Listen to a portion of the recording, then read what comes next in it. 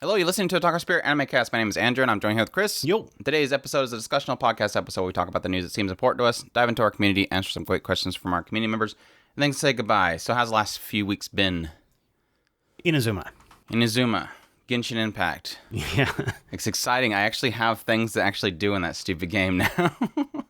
I was scared, too, because you like come into the starting area where it's like the first little like dock area, and then they're talking about how they won't let you leave, and I'm looking around, I'm like, there's nothing here. Like, I'm looking for chests. I'm like already like in chest mode, and all I find is like some boxes with the carrots and stuff in it. And I'm going, this is a bad sign. Like, this is that Apple Island thing all over again where I see nothing.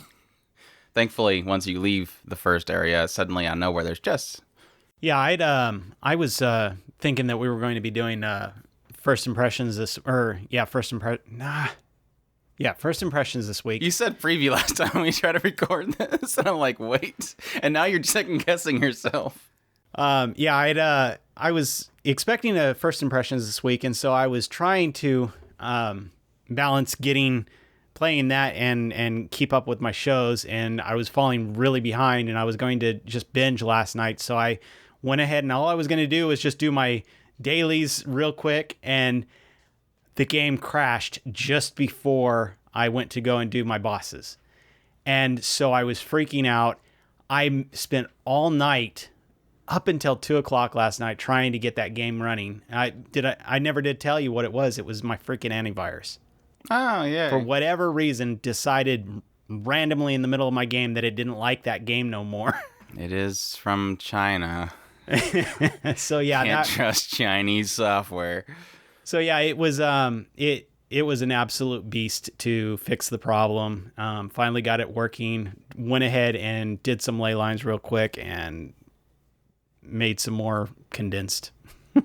I wish you could break them out of condensed. They didn't make that possible thing. But yeah, I like Ayaka. I actually, when I first got her, I wasn't thinking I was going to like her. Like the way that she played, it was very charge attack based. But after like a while of like building her up and using her, it's like, okay, she's actually she's fun to play. She's different. Like, you have to do your dashes to get your weapon imbued with ice, and then you have to do charge attacks, and then use your R2, and then her ultimate just destroys everything, so it's a lot of fun. Truth be told, her I still don't like the dash, though. I mean, the same thing with Mona. I didn't care for Mona's dash. Ayaka's feels a little bit better. Yeah, but it's only supposedly moderate. made Ayaka's the same.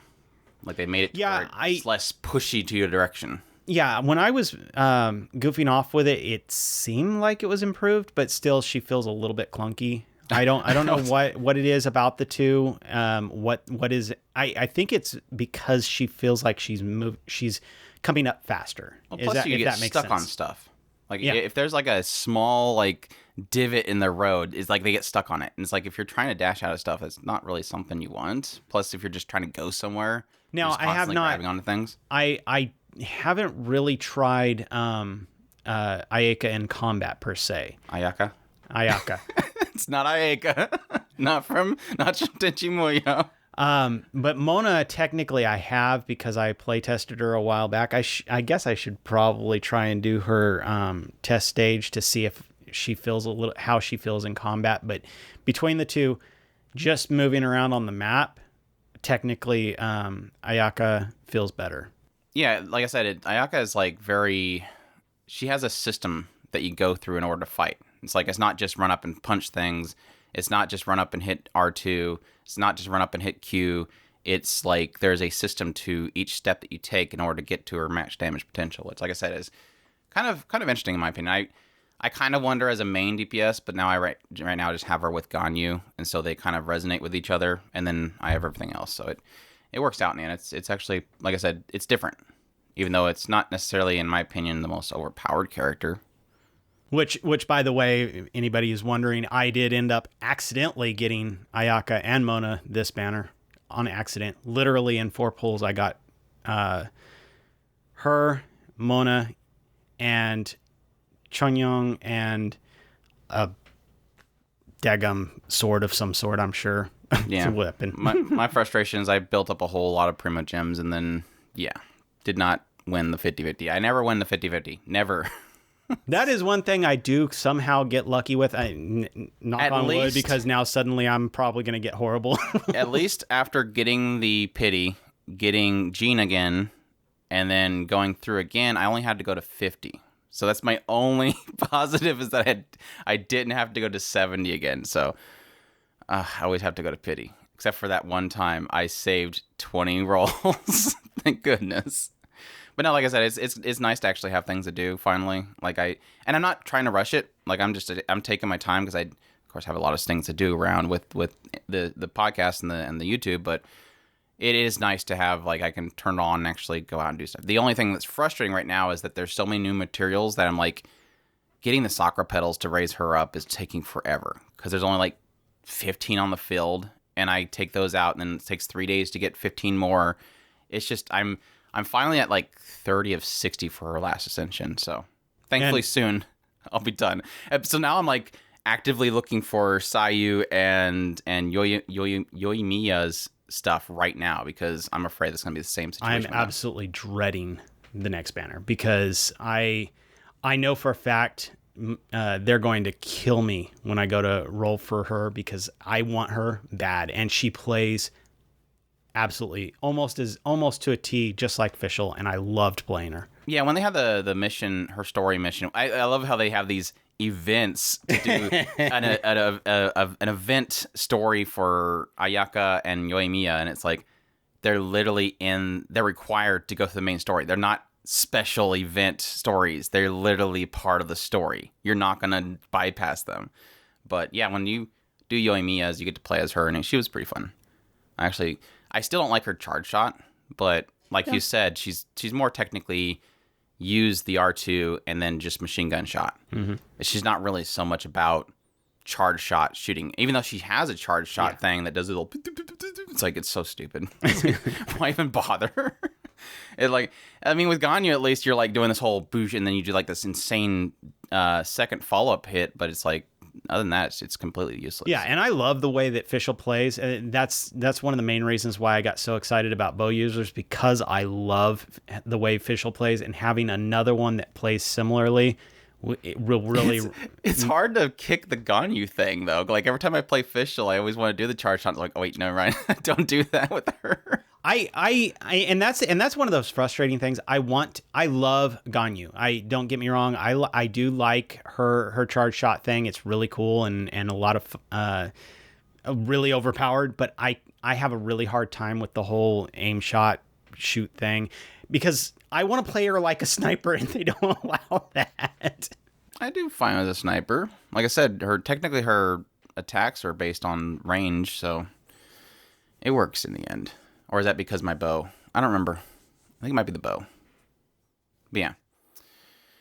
That's been fun. I still have my frustrations with that game, especially the gacha system, but it's always a lot of fun. And I'm getting through it. So they're not gonna change. They like the money they're making. Yeah. There was something the other day that I was getting frustrated with, and it's like I almost wanted to tweet out like, can you please stop this? And I'm like, they don't care.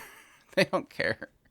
It's like their controller, like the controller supports always feels so afterthought.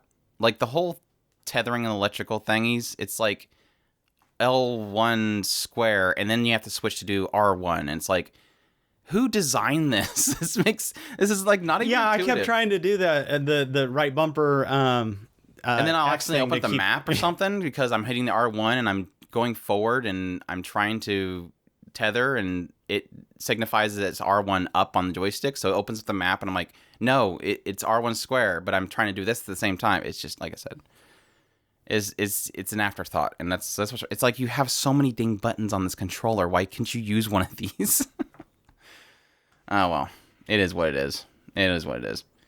Anything else? Anything else exciting? Started playing a little bit Final Fantasy again.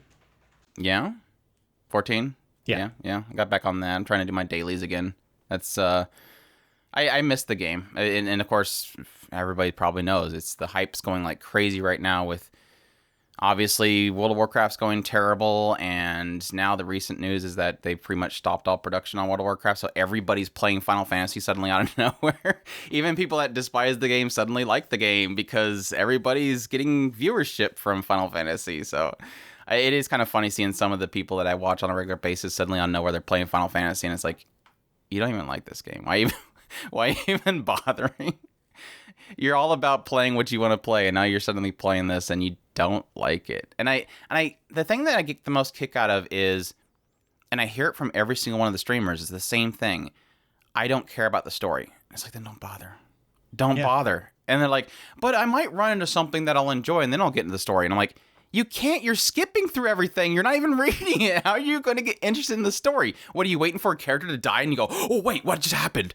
Oh, now I'm interested because a character died or something. It's like you're not getting anything out of just getting right through all the stuff. So I don't know. It's cool because I get seeing some people that I like playing the game. At the same time, it's like you're not getting anything out of it. You're getting frustrated. Maximilian dude, which I love his streams to death, and I like the controller support in that game. It's actually really intuitive, but it's like, I'll never tank with a controller. Watching him tank with a controller, it's like, no. I have yet to figure out a way to tank with a controller. Like, I've done DPS as a controller, just as I want to be lazy and I want to play controller, but I don't see, like, positioning and stuff. I just don't see controller working. And healer would be god-awful. No, I did that once, and it works if you get used to it, but it's like it's not as intuitive as a controller and keyboard mouse, or a mouse and keyboard. So it's but yeah, it's a great game. It's beautiful. I love the story. I can't get enough of it. I found out that I have like crap tons of quests to do before the next expansion comes out that have been released since I stopped playing. So that'll be interesting to get all that caught up. A lot of stuff to cover. I still have 75% of the main storyline. I'm working on it. I really am. Just getting into Shadowbringers. She's like, I need to get into the story that everybody's excited about. I'm like, you're a little bit late. Just gotta get caught up. But I got like 4 more characters to get to 80, I think. So I'm getting close to capping out my levels at least. I think I'm at 74, 75. That on my main character. The class that I chose to do Gunbreaker, and I'm trying to catch up real quick. And I still, once I get 80, I still have all the patches since. Quest to go through. A lot of quests. But it's good quests. I mean, they're good stories. I kind of wish what they would do is allow you to, I mean, even if they figure out some way to do the experience so that I can still continue on the main storyline quests with and just work up my other characters. I know that's too overpowered, but it's just annoying that I can do the quest on my paladin, but once I go to turn it in, I get no credit for it. It's just annoying. One of those annoyances. What do you mean? I'm not following you. Switching characters middle quest? Switch your class so that you can get the work on the character while you're doing the quest. But once you go to turn it in, it says, "Oh, you have to be level 80 to turn it in." I know because I did that during Heaven's Ward. I want to say I did that. Yeah. But yeah, that's exciting stuff. I think that's basically it. Just Final Fantasy, Genshin, and trying to get caught up on everything. I think I'm pretty much. I still have Honor at High School to finish up, and obviously I think Jahi's coming up next week or maybe this week. So other than that, I think I'm pretty much done with my first impressions, and then we can start getting into.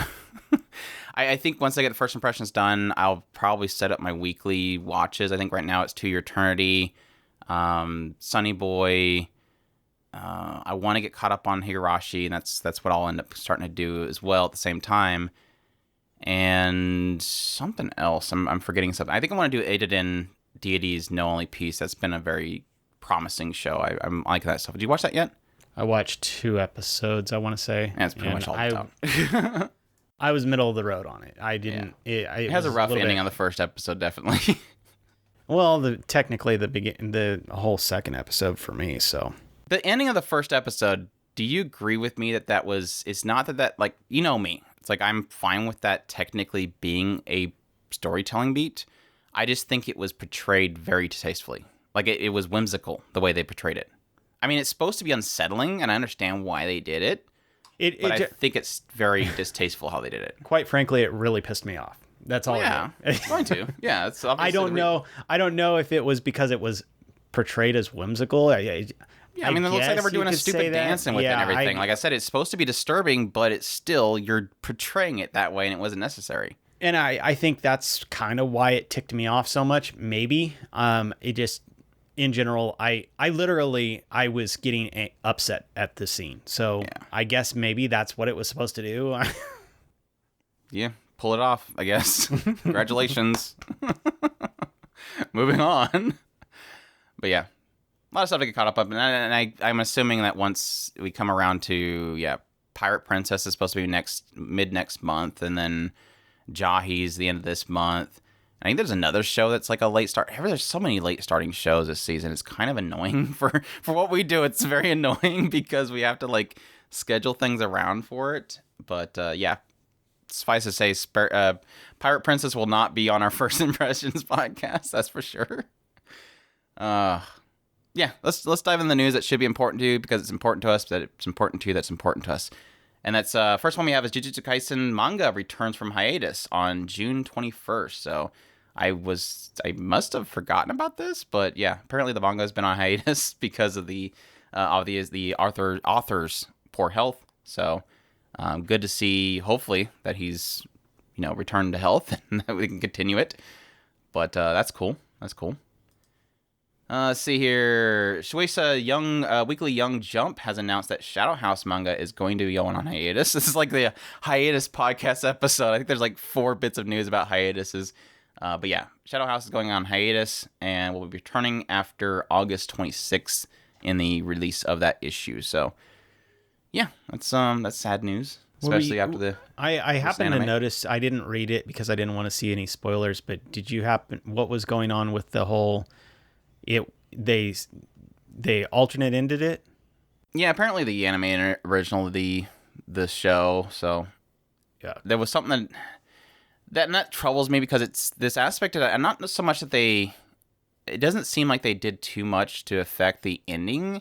It was more of a fact that they removed a character early on that apparently is supposed to be critical for it and would come into play after this. So the question is, how would they reintroduce that character if they wanted to continue with the adaptation, which the assumption is that they designed it so that it can be a one-off and an advertisement, because that's what anime does, is advertisement. But I don't know. It's kind of sad because I would love more of the adaptation, but they do stuff like that all the time, and they still manage to pull off sequels. But yeah, typically with original endings, they don't really continue. Yep. Bummer. A live stream of the Konosuba channel from Isekai Museum announced the production for a new Konosuba anime TV has been greenlit. Yay. So I gotta watch the movie. I get some people or maybe it's just one person on a regular basis talking about how we need to watch the movie, and we haven't watched the movie. Need to watch it. It's good stuff. But that's good. It's awesome. I think they said that it's supposed to be a TV. No, they don't specify. They just said an anime. So that's the big question mark, if it's going to be another movie or if they're going to do a TV anime. But they said to be patient for more information later. So stay tuned. We will obviously cover it once we get more information. Let's see. Sayori Ochiai's Gingitsune manga is going to be returning from hiatus. So there's another hiatus news. Apparently went on hiatus in January. We probably covered it and I forgot about it, but that's cool. I think you like the anime of that, right?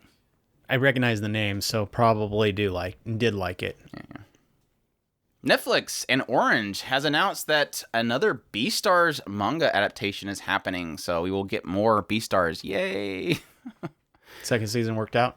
Yeah, I really enjoyed it. It was a nice addition to it. I had a couple frustrations with it, especially what they were doing with the main character, but it worked out in the end. It's still an incredible show. It's still an incredible kind of weird, interesting look into I love this idea that you have this world that has obviously animal people, And the way it kind of tries to marry it with our modern world, you know, they're going to school, they have lives, but still having this element of introducing different ways of looking at, you know, racism, segregation, all that kind of stuff with a obviously animal instincts viewpoint. Like, there's obviously this one character that they introduced in the first season, the panda bear. Right. And his whole thing was that he was rehabilitating people who ate too much meat and became basically murderers. He was rehabilitating them. And the way that he was looking at it was, this is their instincts. It's not necessarily something they can control. And looking at it from that perspective, yeah, you say that's kind of wrong, but it's like, but this is this world, and that's the mentality of this world is instincts. It's that switch that you can hit, and you can't turn it off. That's cool. I've always loved that, and they kind of get a little more into that with the second season, and I really do like that. So it's just a really clever little world that they've created, and I really love the characters. So good to see more coming, definitely. Level 5's Megaton-Kyu Musashi anime has been announced for October 1st premiere. So that's cool. I don't know that I've heard anything on this one. The key art looks extremely like 13 Sentinels, the game that I've been playing. I thought it was going to be an adaptation of 13 Sentinels when I seen the cover art. I'm like, wait, cool. Oh, never mind. It's something else. The story takes place after 90% of humanity has been wiped out due to invasion. Survivors live in a shelter where their lives are monitored and memories of invasion erased. 3 teenagers from the shelter choose to pilot 3 machines that combine to form a Musashi robot made out of material named Megatronium alloy. Megatronium alloy. The series will balance robot action with school life. Gotta have school life. Always. The world is ending. Mega robots, transformations, saving the world, civilization being brainwashed, school life. Club school, obviously. Gotta do all that stuff. The official website for the anime Yasuki, of Yasuki Tanaka's summertime rendering manga announced a 2022 premiere. So we got a premiere year, at least, for that movie. Publisher describes it as, upon hearing of Ushio's death, this is a spin-off of Ushio and Tora? Ushio's going to die? Doubt it. This is a shock to me. Unless it randomly says Tora is going to be upset and murder the entire world, I seriously doubt it. Tora looks for hamburgers. Shinpei returns to his hometown in Wakayama City on Hichiyoshi and reunites with his childhood friend's family. The funeral goes smoothly, but under the surface, something strange is brewing on the island. What mysteries await him on this secluded summer island? I'm assuming Ushio is the girl, and she's a ghost now. I don't know. We'll see. We'll see when that movie comes out in 2022. It might be TV anime. I think it's gonna be TV anime. We'll see. Sentai Filmworks has announced a guest list for their Sentai at Home 2021 virtual event. This is taking place on August 20th at 3 p.m. Eastern Daylight Time. Pretty cool lineup they have for it. I'm actually pretty interested in actually checking this out. They have tons of people in the anime industry that's going to be involved with it. I'm guessing they're going to be having it recorded and translated, because they have several people from Radio of Healer is going to be there. Nanan Biori, including like the voice actresses and actors, directors, scriptwriters. Tons of people for Nanan Biori. Scriptwriter, director, Renge, Hotaru Komari, and these are the Japanese people, the Japanese seiyus, not the English ones. We have Kevin Pinkin from, of course, the composer from Made in Abyss is going to be the director. Made in Abyss is going to be there. Tons of people. Princess Principal people. We have the director of Nana, Gitarobo, Arc, director, and Hayato Jin from that one. And then we have a couple people from the Mothers of Goddess Dormitory. So that one's going to be included there as well, because that's a recent one for them. It's kind of cool that that now we can, in certain ways now we will be able to actually experience a lot of this stuff that is kind of exclusive to cons and stuff like that. So that's a lot of fun. Yeah, it's something I kind of wish they would gotten onto a long time ago. I mean, Crunchyroll was starting to do it by giving themselves a presence, but it was always like a camera sitting like over here on the side of the convention and random people walking up and going, it's like nobody cares. Mm-hmm. But yeah, I mean, especially with the Crunchyroll cons, after a while they started kind of bringing more and more, obviously Japanese speaking directors and stuff that can't speak English, but they're there and they have them translate what they're saying so they can actually speak to their Western audience, which is really fantastic. So, and yeah, like I said, tons of really great directors and people involved with this one. I may just watch it just for Renge's Seiyu. That's cool though. Very cool. Doing good work there, Sentai Filmworks. Crunchyroll has announced that they will be streaming Platinum End. I'm sure people have been kind of listening for this one and getting excited for it. Obviously, this is the new manga that is by the creators of the Death Note manga. So we have Takashi Obata, who is the illustrator, and Sugumi Oba, who, of course, did the writing for Death Note. And they made a new manga, which was Platinum End. And it's going to get adapted into an anime, which will be streaming outside of Asia this fall, and it's going to be 24 episode run. So insane. That's exciting. Definitely excited. See if they. I don't know. I haven't really seen anybody talk about Platinum End, so I'm not sure if it's a knock it out of the park like Death Note was, but I'm sure they'll probably play off in the gray area again. You think? Maybe that's their specialty. Hopefully they learned a lot of lessons. Yeah. Stop while you're ahead. We're going 24 episodes. I'm not sure they learned that, but it is cool that it is actually 24 episodes because they specify it will be the entire story. So no manga bait here. That's cool. Funimation began streaming a new trailer for JC Staff's original anime film Sing a Bit of Harmony. And this is going to be a co-pro with Funimation, so that's obviously why they have the trailer. The film will have an October 29th opening in Japan. I like this because they streamed a trailer on their Twitter, and you watch the trailer, and it's obviously the Japanese trailer, but it has subtitles. And at the very end of it, it has like the end key, not the end key, the end note of it where it's talking about like, this is the date and it's going to be premiering and stuff, and it's all in Japanese, and it's like, you could have taken off that last bit because like literally that's Japan, not here, but I guess if you're in Japan and you're watching Funimation's Twitter feed, you probably got informed. So good for those two people. Mm-hmm. But no, that one's. I think that's one that we're kind of interested in. We watched the trailer on here before. I don't know that we were informed that she's apparently an AI, but it was the one with the girl. Like she immediately runs up to the boy and says, "I'll make you happier." Or the girl. I think it was the girl that was sitting in the chair. And she's like super Genki girl. Wants everybody to sing. Tells the story of a beautiful and mysterious Shion who transfers to Keibo High School, where she quickly becomes popular for her open-hearted personality and exceptional athletic talent. She's a robot, but she turns out to be an AI. In the testing phase, Shion's goal is to bring chronic loner Satomi happiness, but her strategy is something no human would expect. She serenades Satomi in the middle of the classroom.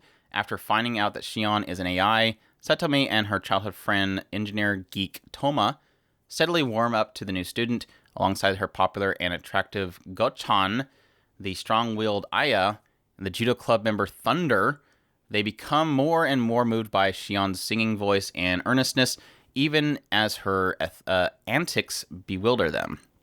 But what Shion does for Satomi's sake ends up involving them all in a serious pandemonium. Get ready for a heartwarming story of a not quite market-ready AI and her classmates. Yeah, they had this scene where they're like out in like the like a baseball field or something like that, and suddenly out of nowhere, like this system comes out of her chest or her belly, and it just emits a bunch of steam. It's just kind of a little bit broken, but it looks like fun. She looks like a lot of fun as a character, so I think that'll be a great movie. Hopefully, Funimation doesn't take too long running it in the theaters and then waiting forever before they release it on Blu-ray, and then we can finally watch it. Because Funimation just loves their theatrical releases. See here. Elegant Yokai Apartment Life manga is ending on August 25th. So if you're still keeping up with that series, I kind of enjoyed the anime adaptation. So I think you watched both seasons, didn't you? Yes. Yeah. It was good, though. Yeah. Good music. Really good music. That's for sure. I enjoyed it. Let's see. A new trailer for Masaki Uesa's Inu-Oh musical film reveals an early 2022 opening. So that was actually a cool trailer. If you guys get a chance to check that out, it's spelled INU-OH. Inu-Oh.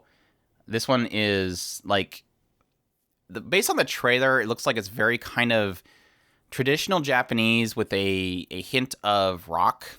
And so the trailer is like super bonkers, but it looks like a really cool. I don't think it's going to be like what people would think musical. This isn't like, you know, Disney film. Everybody's singing every 2 seconds and dancing and praying together.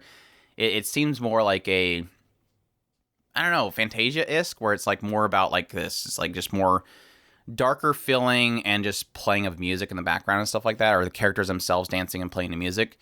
Not so much like, you know, Grease. So don't think Grease.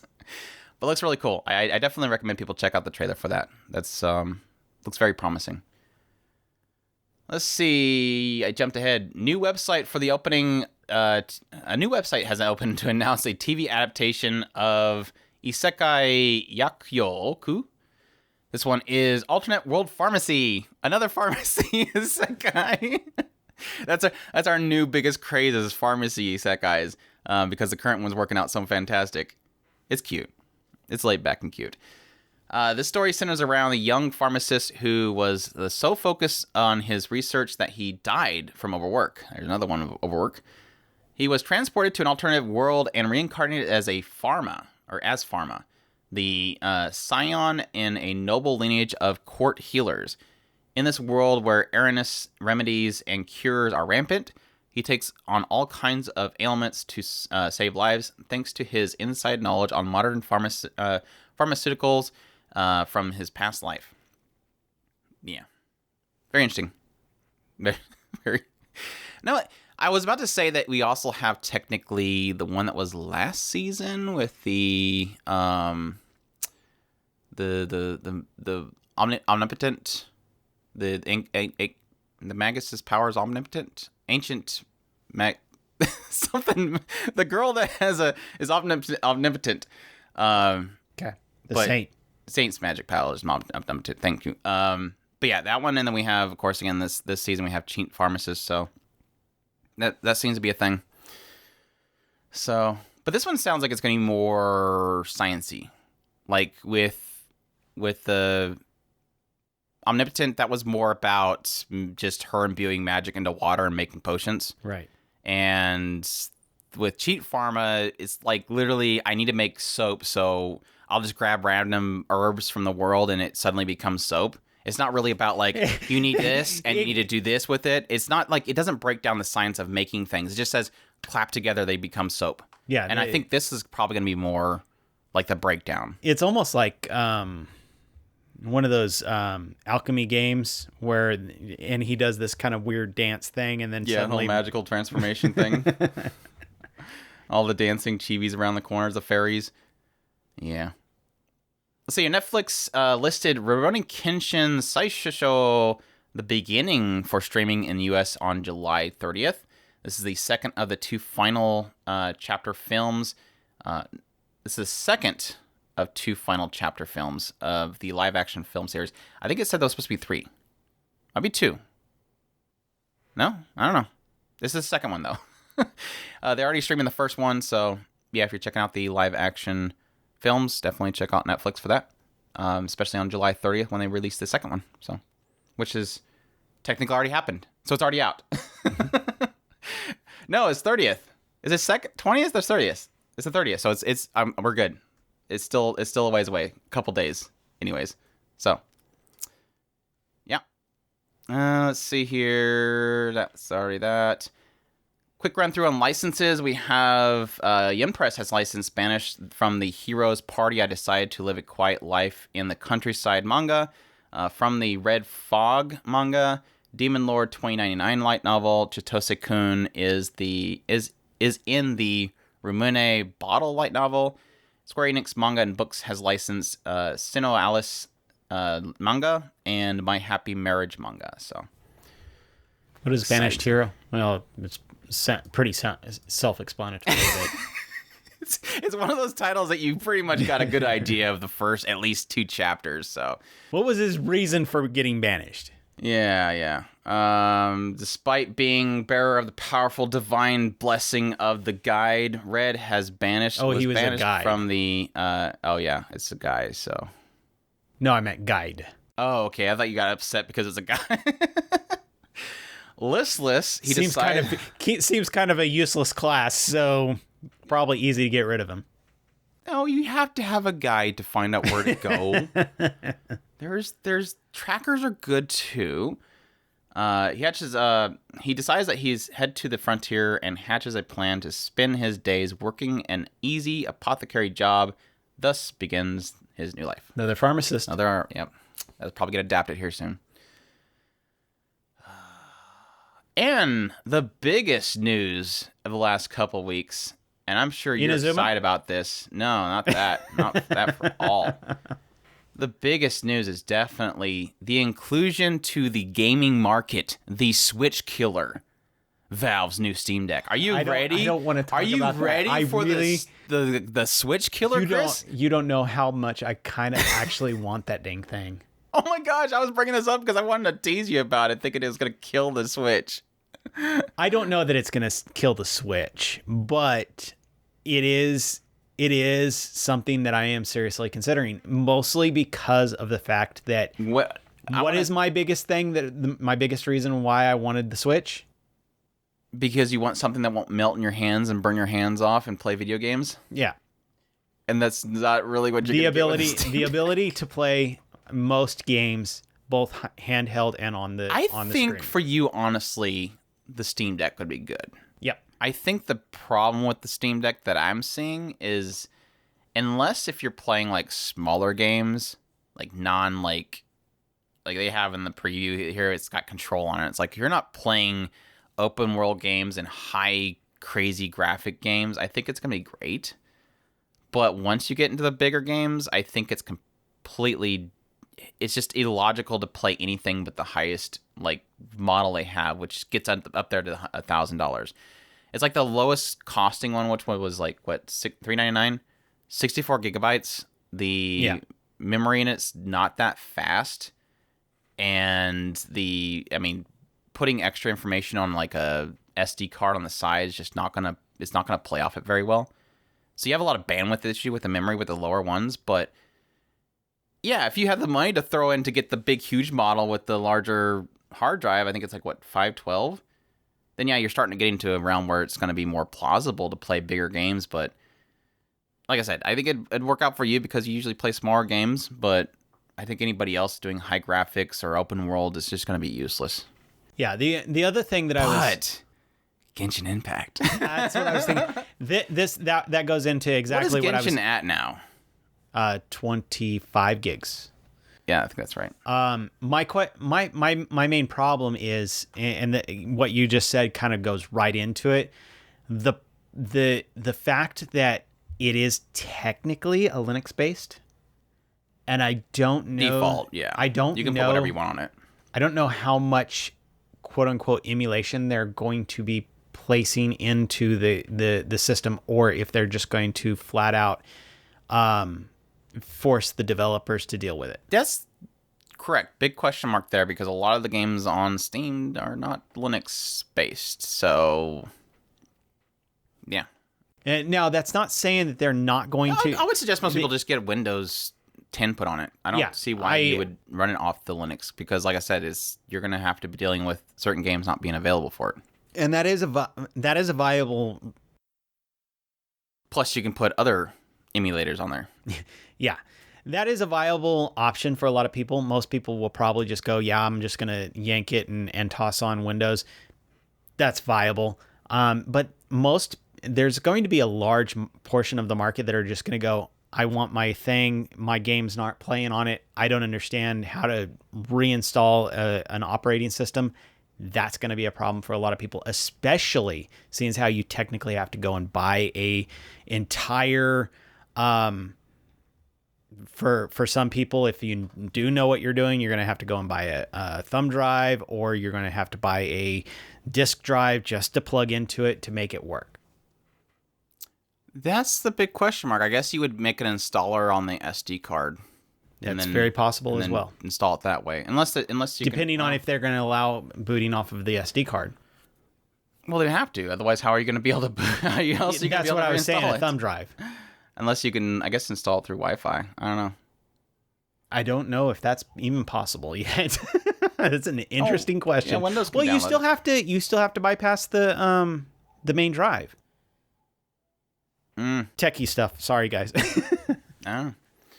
And then you also probably, once you get the Windows installed, you probably have to install some kind of custom drivers for the device, because it has like touchpads and all that kind of stuff that are custom to their Steam Deck. So I don't know. It's interesting. I think this is one of those cases where I would just wait for the next iteration. This is obviously first version, and they're going to probably do a lot of improvements going forward. It's great for early adopters. You're probably going to be excited and jump right into it, but it is technically one of those things where I would suggest, personally, most buyers, you're going to probably want to wait till the second model comes out and they have better memory options, I guess, and all that kind of stuff. Because I think the biggest hinder on it is going to be the memory. I don't know that a lot of people are going to be really too happy about it, but it's got a lot of plus things. And I think the other exciting thing about it, and okay, there's two things here. One is, what are we looking at for availability here? We already have scalpers on this thing already. Yeah. Obviously, chips are very difficult to get right now, and they may have some strings they can pull, but there's gonna be a shortage on this stuff anyways. But again, it's gonna be the first model. But at the same time, it's one of those things where I kind of hope that it's the thing that will push Nintendo to at least improve their. It's always good to have competition, and Nintendo's technically never had competition. They're always their own thing. So it's a good thing to have this here to kind of push Nintendo to get better. I don't think this is, like I joked before, I don't think this is a Nintendo or a Switch killer at all, because I don't either. People go to Switch for, one, it's a lot more portable than what this thing looks like it's going to be. And two, you have the aspect of it being something that has only Nintendo products on it. There's a lot of console game makers that just don't put their stuff on PC. They put on Switch. So, but yeah, it's exciting either way. I would more probably be interested in it more in the idea of emulating. Putting emulators on there and stuff, but there is also the overhead problem, which most PC users, if you are really, really into the emulation market, you understand the overhead problem, and that is the main reason why PS4 is so freaking powerful. Even though your PC has a lot more memory and graphics capability and all that stuff, why is the PS4 or the Xbox One, or Xbox One S, whatever the newest version of Xbox is, I don't even give a crap. Why are they so much more? They're optimized to certain hardware. Optimized, yeah. Overhead problem. But at least with like that's why I don't really mind the idea. If I were to get something like this, I'd probably put Windows on it. Windows 10's pretty lightweight. It's not too bad. So. That's why. Thankfully, ever since I think Vista, they've been doing a pretty good job of kind of cutting a little bit of that fat. My gosh, Vista was so bad. Ugh, I can't believe I jumped in that stupid thing. That was a dumpster fire. That's a discussion for another time. Maybe. So, cool stuff there. They even have it to where you can hook it up to a monitor and a keyboard, mouse, like a dock, and just use it as a PC. It's pretty crazy. But like I said, I probably want to wait for the next versions of it. No telling what kind of crap you run into with that thing. It's so crazy though. With the chip shortage thing, it's getting. I've kind of given up on it. It's like I don't see it being resolved. A lot of people are saying it won't be resolved, the chip issues, until like 2024. So PS5s are still never going to be available probably until 2024. I've come to grips with it. It is kind of scary though, in the idea that like all the stuff that we have right now, like PC and stuff like that, it's scary. Like if any of this stuff fries, it's like it's going to be impossible to find replacement parts. Like everything's being affected. I was looking at PS4s the other day, and I told Chris about this. I looked at PS4s, and they're up there now. They're being up in the $1,000. Like you cannot find things that have chips inside them without paying a huge hefty cost, and that's scary. And the recent crazy thing I've seen is like I seen a listing on Amazon for PS5, and it was like $1,500, and it wasn't scalping prices. It's everybody copying GameStop. So you literally could get a PS5 through Amazon right now, but you have to buy like a $600 external hard drive. Wow. Like they're bundling in extremely expensive other devices that they can't sell just so they can sell those along with the PS5. It's gotten, like, I thought GameStop was bad with their, like, here's 3 controllers and 5 games that nobody wants to buy all in a bundle. Buy it. It's like, at least you're getting gaming stuff. Over here, you're getting just random peripherals and stuff. It's gotten crazy. And like I said, it's sad that it won't get any better. How are you? What's your thoughts on the talk about them actually creating plants in the U.S., apparently in Nevada? Like the issue they're having over there overseas, or obviously in China, is like droughts and stuff. But what is your thoughts on them actually bringing it back over to the U.S.? Like I'm afraid, but I'm excited at the same time. It's like, yeah, I would love there to be local competition to building these chipsets, but at the same time, you do realize it's going to jump up the price immensely. But at the same time, what are we dealing with right now? It's no different than what we're dealing with right there. I mean, you either have the chip shortage and it's over there, or you bring it over here. The cost of making it's higher, but at least there's availability.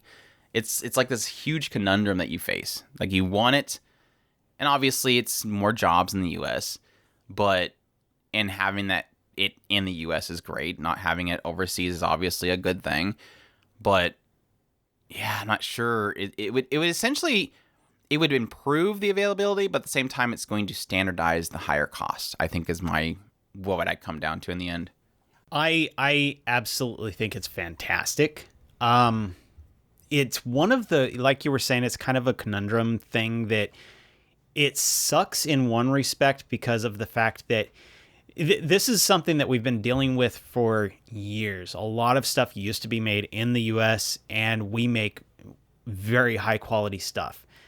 What ends up happening is now it's designed in the U.S. and made in China. Yeah. Isn't that what it says on Apple products? It's something like designed in Cupertino or something like that and made in China or something like that. It doesn't surprise me one bit. That's the biggest problem, is that we make very good quality stuff. I'm not saying that China doesn't have their own things that they do really well. Not what I'm saying in any way, shape, or form. What I'm saying is we make very amazing stuff. I remember when I was a kid wearing a shirt for practically 10 years, and it never went bad. Mm-hmm. Now I buy some boots or something like that, and they're going bad within a month. Well, Chris, back in the day, we didn't really even wear shoes half the time. We were just running up and down the street barefooted. Yeah, okay, fine. When I was in the Army, I had a pair of boots that lasted like 4 years. Now a pair of boots dies within a month. My point being is that something has happened to the quality of stuff. Now, do I blame it on the Chinese? No. Do I blame it on... It's all the Chinese plan is to have us wear shoes that will fall apart. Yes, they will fall apart. And when we fight them, they will fall apart and they will fall. What I do believe is that there is a level of cutting corners that can happen in trying to make something as cheap as possible. Yeah. Does that necessarily mean that they're doing it on purpose? Maybe. It's possible. I doubt it. I just think that when you are constrained on cost, we've talked about this with... Well, I mean, that's like graphics cards.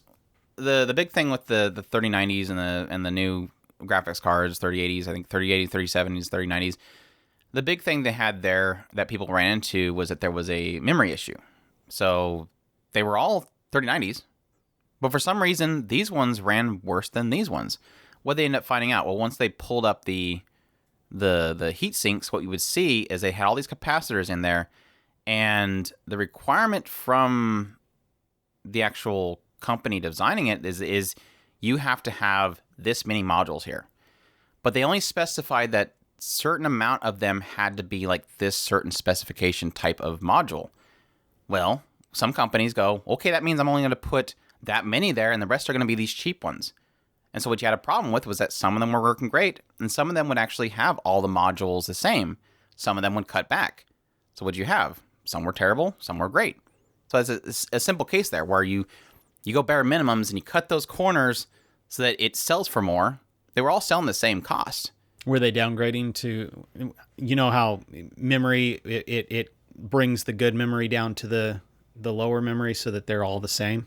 I don't remember because it's been like, one of those come out like last year. Mm-hmm. It was something that affected that. I think whenever it tried to utilize those modules, it just broke. It just had just tearing and all that kind of stuff, graphic glitches and overheating and all that kind of stuff. So yeah, cutting corners, it's not a good thing, obviously. But yeah, that's and yeah, and that's the biggest problem is that when you're faced, you're on a tight budget, you want to go and get some lunch or whatever have you, and you're sitting here looking at a lunch and you have $5, you have the $10 lunch and you have the $5 lunch. Which one are you going to do? You're going to get the $5 lunch. Even if you have $10, you may want to save for lunch tomorrow so you can get $5 lunch today and $5 lunch tomorrow. The point is that what are you naturally going to do? You're going to go for the thing that is cheaper, and you're getting pretty much the same thing, or if not more than what you were getting before. So it is what we've gotten to the point of, at least me personally, I've gotten to the point where I'll pay the extra just to get the better thing, because I want the not necessarily that I can afford it any better, as I can't. The expensive has become the same quality as what the cheap was back in the day, and the cheap has become terrible. That's the problem. And so we're at this point where I want something that's going to last me a while. If it costs me twice as much as what I had before, fine, but I want something that's going to last me a while. And that's why I say it coming to America and being built here, I have not necessarily that I have more faith. I'll just take the chance, because I want something that is well made, is going to last me a while, period. I don't give a crap if I have to pay more money for it. I've worked for companies in the South, and there's certain factories that you can say are just as bad as China. Yeah. And the turnaround rate's probably the turnaround rate's probably a lot higher here than over there. But it is what it is. So yeah, that's exciting. That's it for our news. Let's jump into our community. We have plenty of time to do questions, so that's great. And it's great because people came through. So I'm super happy about that. Thanks everybody for jumping in there and answering the call and giving us tons of questions. So our first one, and it's sad because I have my email ones. I didn't write down the dates on them, so I don't know when the forum ones came. So I'm going to go back and forth. I'll just go back and forth between the forums and emails. So our first one is from Otaku12034. Says, "Hey gents, I'm back to answer the call once again. But before that, it's been hilarious to hear you say my name differently every time. It's, okay, here it is. This is exactly what they say their name is pronounced as. And it is Otaku space 1 space 2 space 0 space 3 space 4 hyphen or parentheses open individual space numbers close parentheses." So there you have it. Thanks for the clarification. Otaku space 1 space 2 space 0 space 3 space 0 space 3 space 4 period open parentheses individual space numbers close parentheses. You're such a smart aleck. It's better to be a smart. It's better to be a smart A than a dumb A. I thank you guys a lot for the content questions I gave you the last time. Very helpful info, and I really appreciate the idea of you guys giving me a shout out of some sort. I might take you up on that when I make my first good video. LOL explanation point. I think they sent an email later on that I have to get to, so that we'll hopefully get to that before we close I technically got that email too. I was going to remind you about that. Let's see. Anyways, enough chit chat. More questions. My friend and I just finished binging High School DxD, and I really enjoyed a lot. A lot for the plot. The plot. Somehow, my first question for all this is: who is your best girl from High School DxD, and why? Kuro. Koneko, yeah. Koneko, yeah. Yeah. Yeah, I thought... I think we're both team Koneko, so... yeah, and it's funny because I think later on with... Was it Born? There's Born and then New and then Born, right? And then Hero. New, Born, then Hero, right? Probably. But like they brought in like a Kitsune character later on, and there was this one girl that was like the sister of this other like hunter chick, and I really liked her. But yeah, it's always been, yeah, there's a thing for a certain best boy, but it kind of always comes down to Koneko. Koneko has always been my favorite. Unfortunately, she's always kind of backseated a lot. She has one of my wallpapers. Unfortunately, none of the other characters really do. Yeah, she's great. I do like a couple of the other characters, but none match her. Yeah, it sucks because like the main focus girls is like I never really care for, unfortunately. Just not me personally. But yeah, it's like cat girl, best girl. She's cute. She's great. Love her personality. So yeah, it kind of works out. Next, a second question from your educated guess. When do you think the next season will come out? It's been an age-long debate, and everyone seems to think this year sometime. Not sure myself, but hey, here's to hoping. It's actually spring 2022 is when it's going to start. Thanks. You've heard this? Yeah, you didn't hear about that? We literally just had it in the news section. Okay. Literally just talked about it. Are you even paying attention to this? For those that are listening to this podcast, it's like 22, 23. I think if you get the skim back to 22, 23, that's when we talked about it. Anyways, thanks for the fun listening materials while I slave away at my job. There you go. Must be working at one of those Chinese I just made them all laugh chipsets. because I forgot that you talked about it in High School DxD. So I literally didn't. That's part of the joke. See, you're messing with me. Yep. Yes, we did talk about Chris. Makes it much more bearable. No, we didn't talk about it. But no, there is. They announced like 2 weeks ago. It seems like we talked about it recently, but I don't. Yeah, remember. I think our last discussion we talked about it was supposed to be spring 2022. All right, that's cool. I'm just joking. I seem to remember us talking about it. We never talked about it. Okay, then Never. fine. We don't know. You don't want it to exist? Fine. I don't care. That means I don't want it to exist, and I'm joking about the fact that it's not been announced. No, Yeah, Kaneka's getting like a side story. OVA. It's a lie too. I don't trust you. You're messing with me. Trust has been destroyed. It will never be redeemed. No, I don't know. My guess is probably how long did it take before we got those the next seasons? Was like 4 years? Yeah, the first one was a while, and yeah, the other ones came pretty quickly. But don't forget, content is whether or not it's available, and if they feel like they can actually make an entire season out of it. Well, the crazy thing was when they came back, they literally retconned everything because it was original, and that was kind of a surprising. Oh, by the way, I also like Asia, the nun girl. I really like her. She's way cute. And I always like how she always tries to like get involved whenever they're doing something inappropriate. Like, I can do this too. I technically kind of like Ara, the vice president. Akeno, yeah. The vice president. But reasons, I don't much care for her character design. But yeah. She is a cool character. Asia was great. Nun girl, best girl. Irina was the sister that I like. I don't like Zenobia, the blue-haired one. I liked the pigtail. I think she was tsundere. She has the look of tsundere. But she was cute.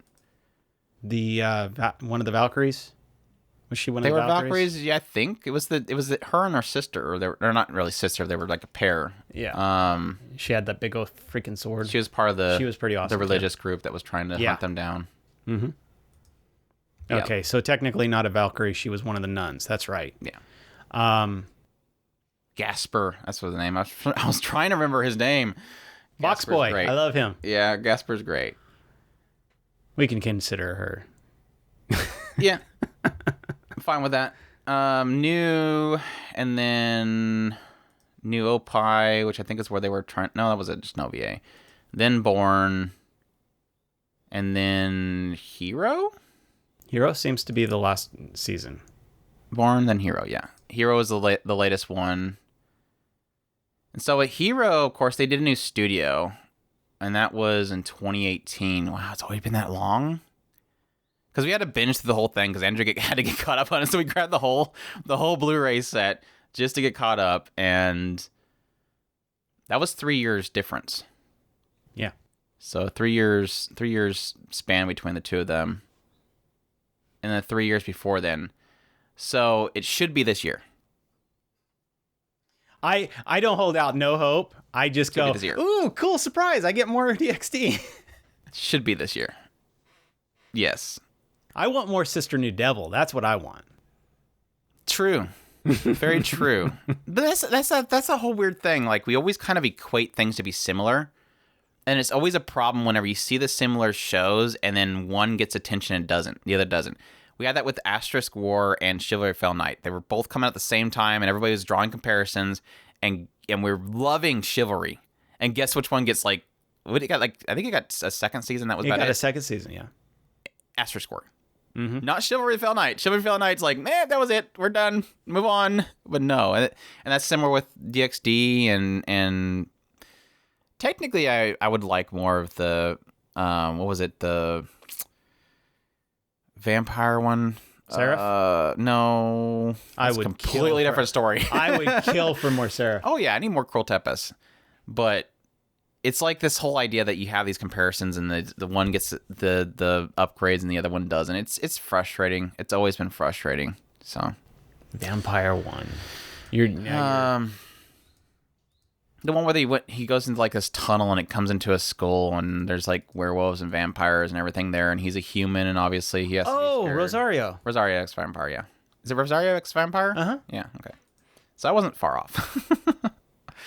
That could use more stuff. I'm not gonna be against that. You want to talk about long? I still need to rewatch between. Though. Yeah, it's been so long, and I bought the whole set. So, did you? Yeah, I got the Blu-ray. So eventually, hopefully, I can get around that one. That's one that I think I ventured out and started reading the manga. I didn't get very far. I've gotten probably about halfway through the actual show. So, but yeah, I love Rosario X Vampire. But hey, is that any news to anybody that Chris likes ecchi? It's big shock. Jet TWD4th chimes in on the forums and says, "Good day, gents." Actually said gentlemen. I think saying gents is suggesting they're going for an accent there. It seems that more than likely than not, when anime series movies are rebooted, revised, there seems to be an overall approval by the audience when they court. For example, Fruits Basket, DBS, Dragon Ball Super, Higurashi. Super technically wasn't a reboot or revise. It was a sequel. I'm thinking you're probably thinking Dragon Ball Kai. But, yeah, and Higurashi, which, again, Higurashi is not technically either. So, you got Fruits Basket right. Fruits Basket would be a reboot revisit. So, there you go. However, when Hollywood tries to do... I was wondering where this question was going. I'm like, okay, good. However, when Hollywood tries to do it, often alien rather than celebrating the fandom. For example, he had to bring it up. He-Man. Netflix He-Man. That's been all the talk last week. I really need to go and find out what the heck is going on with that. I know that everybody and their mom is talking about this, but I don't really want to find out right now, I guess. I'll leave that to you. I don't care. In your opinion, thankfully I'm not like, I loved He-Man when I was a kid. Just one of those things where I left it there. In your opinion, what is Japan doing right where Hollywood mostly misses the mark? Do we really have to answer this question? I think people know what it is. We've danced around it for a long time. If you haven't gotten our opinion on what it is that's the problem. Specifically in equating this with anime, and I think that's the best way to go about this. Fruits Baskets, for example. What did Fruits Baskets do? Okay, the original adaptation of the Fruits Basket manga was adapted it to a certain point, and then it originaled it because they didn't have any material, and they just closed it there. It was terrible, because obviously it's similar to Full Metal Alchemist. Full Metal Alchemist, they did the original series, they ran out of material, so they originaled it. And whenever they come back and do it, they redid Full Metal Alchemist Brotherhood, they redid Fruits Basket. What'd they do? They readapted the manga, the original source material. It's exactly what it was originally. What do you have when you have reboots of American stuff? They're making their own thing. They're modernizing it. That's the big key problem. It's not a representation of the original item. So, yep. Does it surprise you that it alienates the fandom when you go, oh, we're redoing He-Man, or redoing this, or redoing that? And then they're like, cool, I love that. Oh, by the way, that character's gone because this character's more interesting to us, or we need to do this. We need to kind of check these marks. That's all I'll say is they're checking marks. Obviously, the fandom's upset. Why aren't Fruits Basket people upset? Because it was the manga. They adapted what it was. Why is Brotherhood literally #1 anime of all time? Well, technically, Fruits Basket was for a little bit there. Because it followed the manga. That's your answer.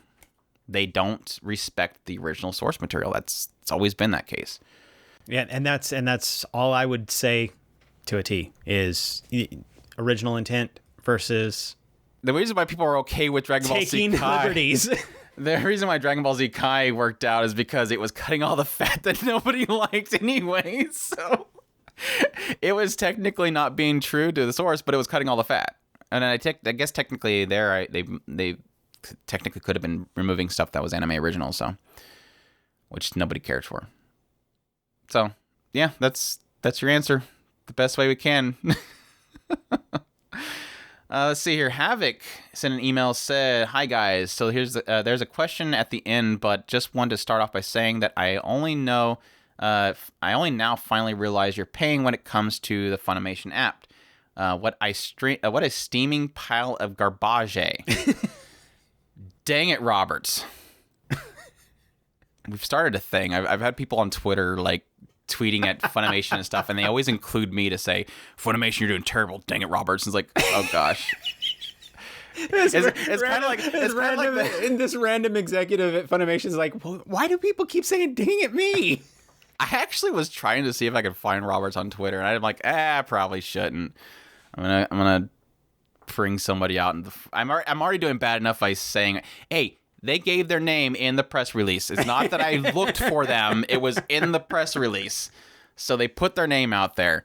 And we tried to get on the Roberts bandwagon. We were all like, Roberts is going to go in there and fix everything. But she didn't. How many times have you ever had a case where somebody becomes public as a new figure and a joke becomes created around? I mean, oh my gosh, I'm gonna butcher his name.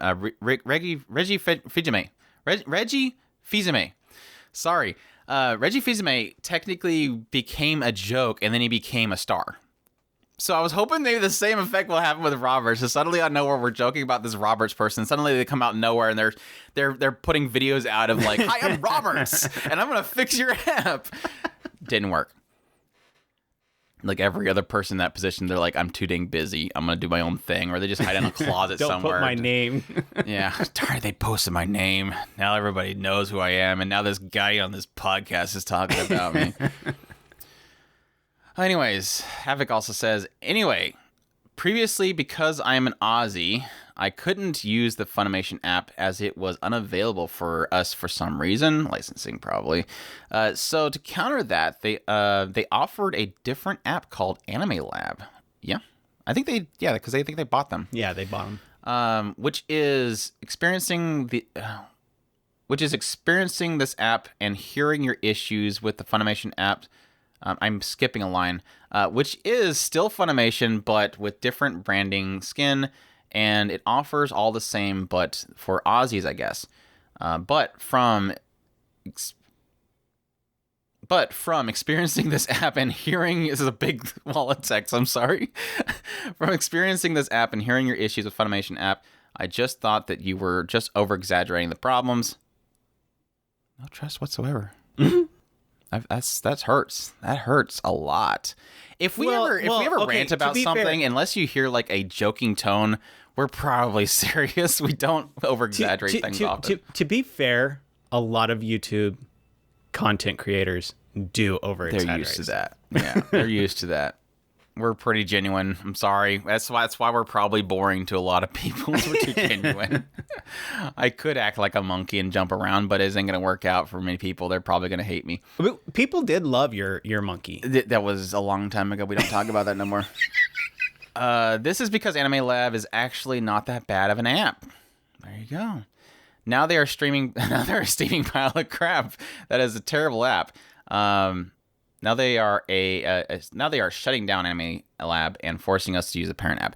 So yeah, I guess technically what the case there is that you had Anime Lab over there. They were doing their own thing, and then at some point they got bought out. They were allowed to kind of keep their identity and their service until eventually, like we mentioned with the Crunchyroll thing, even if Funimation does end up buying, or Sony ends up buying, technically Sony's buying Crunchyroll, it will remain as Crunchyroll for a long time, mainly because of licensing restrictions. They made a license for Crunchyroll app or whatever. And then eventually they'll phase them out. And that's the same thing here. They probably had Anime Lab, was an established brand there. They kept it up, and eventually they said, okay, we don't want to keep basically developing and fixing bugs on this Anime Lab app. Eventually we want you just to use the Funimation app. That way all we have to do is worry about that app. So it was unfortunately a thing that eventually was going to happen. Well, on the bright side there, the upside down land is actually feeling our pain instead of actually having everything backwards, which down in Aussie land, Funimation actually works or something like that. That's the other problem, because like every time they watch an anime on the Anime Lab app, and if it ends up being something that was being provided by licensing through Funimation, it's going to have the toilet flushing the wrong way, and that scares people. So eventually they're going to have to use the Funimation app, and you're just going to have to get used to seeing toilets go the wrong direction. I'm going to get hate for that. Let's see. Now, Aussies love being told that they're upside down. They're incredible. Just like Americans love saying that we're right side up. I mean, that's how it is. No, they said they're right side up and we're upside down. No, we're right side up. They're upside down. Our feet are always connecting. Now for my question. Wow, that was one. How do you fail so badly at making your main app so shysta, but have no issues with another app that overall would technically have less priority to manage and maintain its usability? Anyways, keep up, guys, from your faithful patron, fan, and friend, Havoc. Thank you, Havoc, so much, very much so. Thank you for your constant support of us through Patreon and stuff. We really do appreciate it. So how do you mess it up so bad? Well, again, I've already kind of mentioned it there, but the reason why one was working and one the other wasn't is because they're two different apps. One was established, and one is some other companies coming in and replacing it. So they're two different systems, and they're finally switching over to, again, the one that doesn't work, which is unfortunate. And that was the thing that I was mentioning in the idea of the buyout with Crunchyroll. Is I'm like, well, I hope this means that they will bring the people that are working on Crunchyroll, because I know people have problems with Crunchyroll stuff, but I have way more problems with Funimation's services, their streaming, their infrastructure, whatever. So I'm hoping that Crunchyroll would come over there and say, hey, and they would use their servers and their systems because they're so much better. Don't say, okay, well, we're moving everything to Funimation. No, please don't. I don't want your website. I don't want your app. I don't want none of that. But yeah, different app developers. Some know how to make it properly, and some don't. And Roberts doesn't. Now, being fair, So far, she can I'm do better. I'm gonna be the devil's advocate here. To be fair, okay, there is a magnification problem. If you have 10 users, one person has a problem, that's 10%. Now, multiply that out over a million users. 10% is only like 1,000 users or something like that. So it's nowhere. It's a lot more. So those voices become magnified. And so you sit there and you go, to us, we're all experiencing the same problem because we are all hearing the people who are having that problem. The 900,000 people who are not having that problem. So Funimation's going, well, the app has a problem. We're addressing the problem. We're not, and we can't seem to figure out the problem. I don't know why, but that is what it is. But when it comes down to it, 90% of our customer base is not having that problem. There's also, when you get into development... And the sad thing there is it's how many people are just not saying anything. Yeah. You also go into a development side of when you have... Think of it this way. If you have 10 people using your program, they each find different problems. So 10 different problems. You fix all of those problems. Now consider that in the magnification. You're talking about 100,000 different problems. All of them may be the same issue, but each one of them are experiencing it their own way. Like when you talk about game development. Somebody clicks this box over here, but somebody else may not ever click that box right there. So you have to prioritize which customers... the vast majority of the customers who are experiencing the same problems. The smaller problems that not everybody's experiencing, you can shift that off to the side as long as it's not game breaking. So think of it that way. I'm not downplaying, programming and bug fixing at all. Because, I mean, I understand from a standpoint of what little I've done with programming stuff, it's really a case of you can change one thing to fix something, but you'll break 50 other things. Spaghetti code is horrid. It is the problem that is in programming in general, is the idea that you fix one thing and break 50 other things. Yeah. So you have to be very careful about what you introduce to change or fix. But at the same time, that comes back to the idea of, well, program it correctly and cleanly as you can so that when you do change something, it doesn't break 5 things. But like I said, I am being the devil's advocate here. I'm technically just as frustrated as most everybody else with Funimation. I complain all the time about my Roku Funimation app.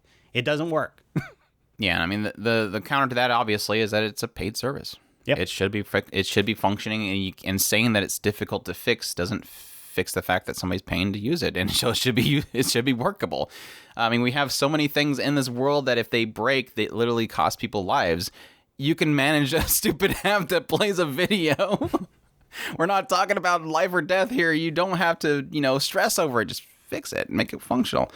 But yeah, the biggest problem is always in the idea that there's so many platforms that it has to go to, and it has to work for all of them. So on the bright side, you may get lucky, and with the Crunchyroll merge, we end up with the Crunchyroll app. Although that's only moderately better. You started that with, if you're lucky, they'll merge. If you're unlucky, they'll merge, and then you'll be lucky that they'll merge the apps. No, and that would be the downside of it if we end up with everybody gets the Funimation app. Yeah. Maybe we get the Crunchyroll app, which is only moderately better. Yeah. Come on, Roberts. You can do this. We know you can, Roberts. We know you can. We still have faith in you. Kind of. Let's see here. Star K says, I heard the call, so here's some questions for my favorite anime podcasters. Oh. 1. What house or apartment from an anime would you like to live in? Although the majority aren't that noticeable, there are some good standouts like Konosuba Mansion, which is a personal favorite of mine. It wouldn't be bad. Yeah, I can do that. I mean, I don't know. It's one of those things where it's a bit much. I can even ignore the creepy dolls. Not when you use a restroom. That's a little bit. That was the line drawn there for me. Is needing to use a restroom and they're there. No, I think the new one that came out here, the Black Company, his he had a nice little crib set up before he got transported. He's got like his little mansion at the top of a skyscraper, and he's got it all made, nice view and everything. And then suddenly, that's gone. None of that no more. I don't know. I Do we get characters? That's the big question. Do we get the characters? Because I could go to Slime World. I don't think that's part of the question at all. They didn't specify that they like Konosuba Mansion because they want Megaman there or anything like that. It's true. That's why I'm asking. I mean, this is an important question. That's why it's kind of a difficult one to answer. It's like I'm just thinking of like the places themselves, and it like Love Hina or something like that. That was a nice little kind of layout they had there. Yeah, but you have storming big pans, wash pans. That's true. That's true. That was a thing, and lots of regular flights. Regular flights, like regular flights into the air. See, I could go to 300 years killing slimes, and then you could get two lolly slime girls. You get a couple of cute dragon girls, a ghost girl. I'm struggling here because I don't think that girl that's making you lots of money. It's odd that I don't think there's really many. There's not much emphasis put on living conditions with these shows. It's like they're usually typically just like plain Japanese houses with paper walls and stuff that you have to fix on a regular basis. None of them are really ever like super cool houses. Could go now. Just throwing this out there into the time chamber in Dragon Ball Z. Live there for a little while, then you could see time as it goes by. Yeah, that sounds terrible, Chris. It sounds well. I mean, there is the idea that you bring stuff in with you, and you can watch shows at an incredibly high speed. So I guess that is, a hyperbolic time chamber would be nice. No, I think even better. I think they had one of the spaceships which had all the the living accommodations that you need, and it also had a hyperbolic time chamber in it. So that would be a better option. That particular spacecraft, because then you get both. Otherwise, you're just having a chamber, and you have to like leave every now and then to get food or something. Unless you bring a whole lot of food in with you. Canned foods. All that kind of stuff. Stuff that won't go bad inside the time chamber. I feel like I'm missing something, but I don't know. Like I said, it's odd because I don't really think many of them really highlight anything special about houses and stuff. They're usually very basic. But it's more about the characters than the ship. Yeah, basically. I know there's the tatami mat. Have like basically portals to so many different girls. You see, inside and your house. I was thinking tatami mat room as well because all the girls just keep coming, just falling from the sky for you. Yeah. But again, that goes back to the idea if we're including the cast itself with it. So yeah.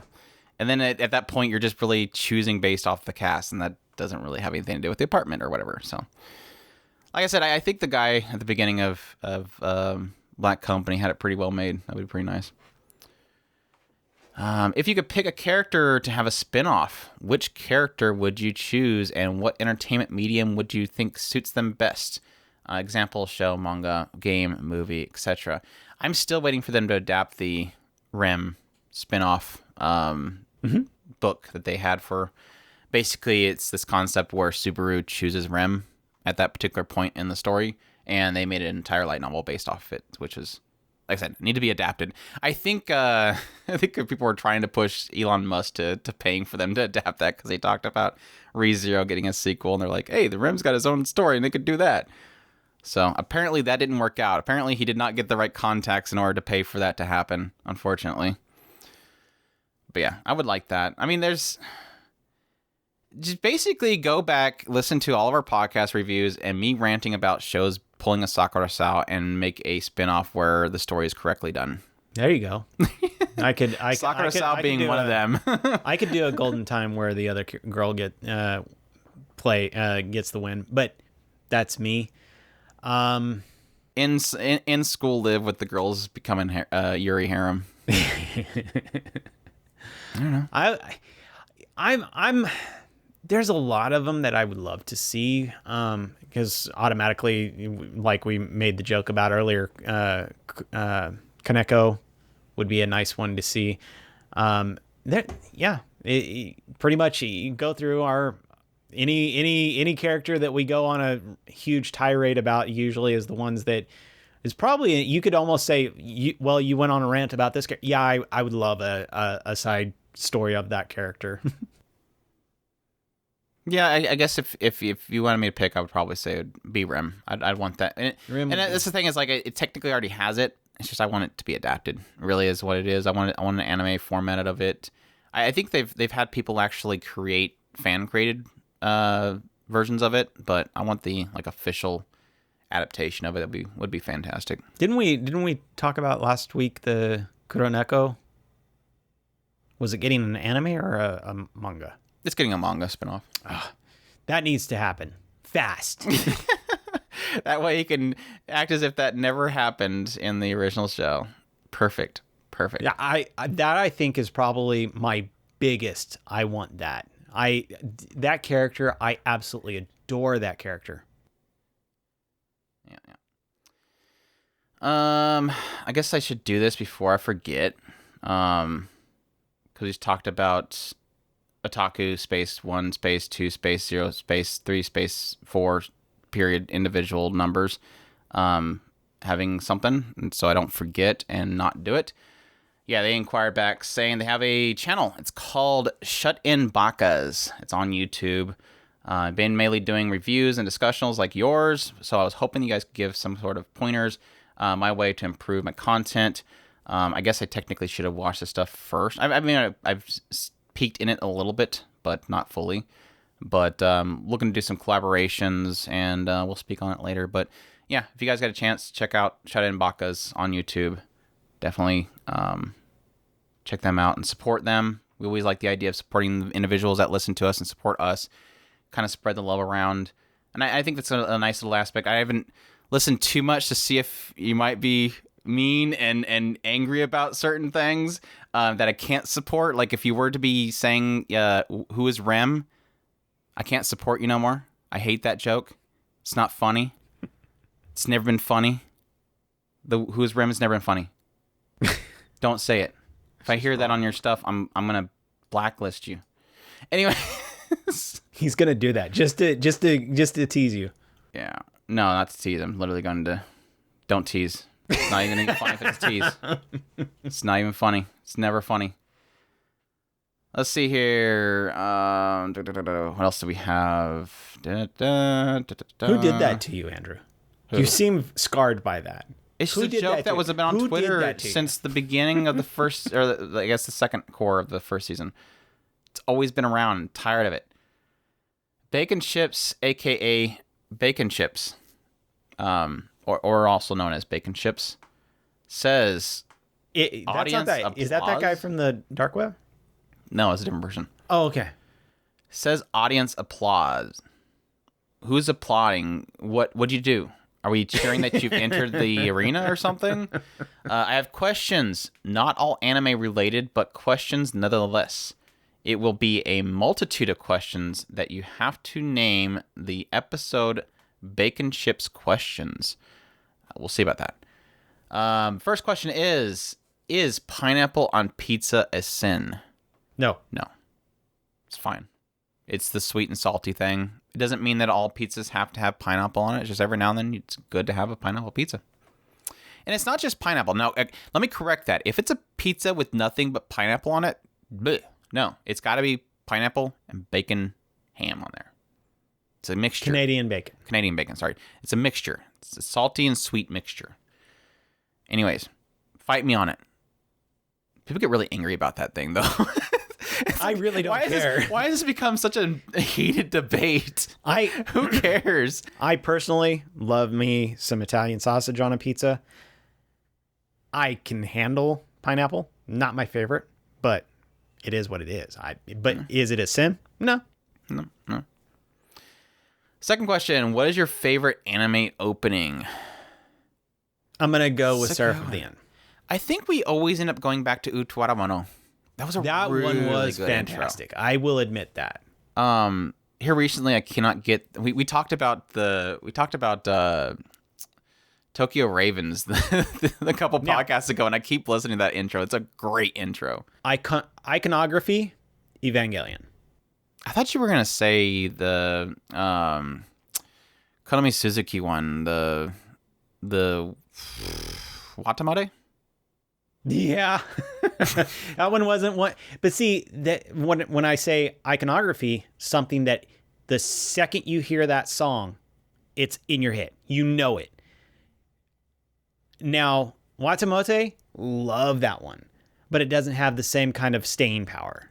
So yeah, like you were saying, when you mentioned, it's just crazy. It's kind of iconic for the craziness that it was. Mm-hmm. Anything Swan Hiroyuki, Brave Shines, fantastic. A lot of the Aimer stuff is always a huge one for me. Recreator's intro is fantastic. What was that one? What was that one called? It was, my gosh, I'm blanking. But yeah, Recreator's intros are fantastic. Anything Swan Hiroyuki is fantastic. Aimer's fantastic. I'm trying to think older ones, and I think, like I said, Utawamono always comes to mind. Gunslinger Girls is phenomenal. Like, I get emotional just listening to that intro. Yeah, and we're talking in general. I mean, Lane, Serial Experiments Lane, like, yeah, and it's crazy. I love intros. Brunhilde in the Darkness. I love. Not the show, the OP. That's what I'm saying. It's fantastic opening, but it's like giving me reminders of like, oh gosh, that show just, what did you do? And that's the thing is I love the nostalgia that it brings in a lot of cases. Like I said, listening to Serial Experiments Lane opening, just complete nostalgia for that. Gunslinger Girls does the same thing. Yeah, there is a level of the iconography of that song. I mean, it may not necessarily bring the show up. I mean, I think of Gangsta was absolutely fantastic. And we're throwing out a lot of shows. And like when Andrew had mentioned Watamote, I can think of the song because it was just, I loved it so much. That's probably, if not my number 2, my number 1 of all of hers that she did. And because of just how awesome that entire intro was. I loved it. Yeah. There's tons of them, though. There's tons of Berserk had a phenomenal intro, too. It doesn't really technically fit if you think about it, but it was a good intro. Noragami's intros are always fantastic. Oral Cigarettes and Man with a Mission does phenomenal ones, like Iron-Blooded Orphans had phenomenal music for that one. Most all of it is crazy. Black Clover always ends up having really phenomenal openings as well. Always enjoy those ones. So there's tons of them. I think if you wanted me to choose one, I'll probably change my mind in like 2 seconds. See, and that's Seraph at the End was the only one of the Sawano Hiroyuki that I would go, yeah, if I was to stick with a Sawano Hiroyuki, it would probably be this one. But yeah, I Watamote probably would be, I would lean towards that one probably. But yeah, because now that you mentioned it. I can't choose. I don't know. Like, I'll just go with Utawamono because I always think of that one first whenever I think of an intro. But and that one is a very, very unique one that when you hear it, 12 Kingdoms. Every time I hear that intro, I think of her running on Yona of the Dawn. Because now that I think of 12 Kingdoms, I think of Yona of the Dawn. Those were fantastic as well. I don't remember those ones, so they're very, very melodic and not memorable enough for me, I guess. They're very, very beautiful songs. There you go. If you had to fight anyone in anime, who would it be? And do you think you would win? If I had to choose in order to make sure that I win, we'll go with that nerd guy from Run with the Wind. The guy that like barely could run more than 2 feet before he got like completely like him when the show first started and he was like a total weeb and unable to walk more than 2 feet before being exhausted. I'll choose him. I'm gonna fight him because I know I'll win. Like, other than that, it's gonna be like, what, you're gonna have to choose some kind of cute girl or something like that just so you don't get your butt kicked. But hey, some people might like the idea of fighting a cute girl. That way they can lose and be stepped on. There you go. So there's a good option there. I'll fight Rem and I'll let her step on me. Go find some ringlets and get smashed. Want some kind of ringlets and have her step on me. There you go. Rin Tasaka. Yeah. She would love to step on somebody. I just feel like that would be the case. There's another reason to get Yoimiya, by the way. This Rin Tasaka's Seiyu for the Japanese version for Genshin Impact. Yeah, I was thinking about because my immediate reaction would be like, it would be kind of fun to actually go toe to toe with some of the boxers in Hajime no Ippo. But then I thought about it. I don't like pain, and I don't really want to. No, I thought this would be fun, and then I realized it hurt, and I said, "No, never mind. I don't want to do this no more."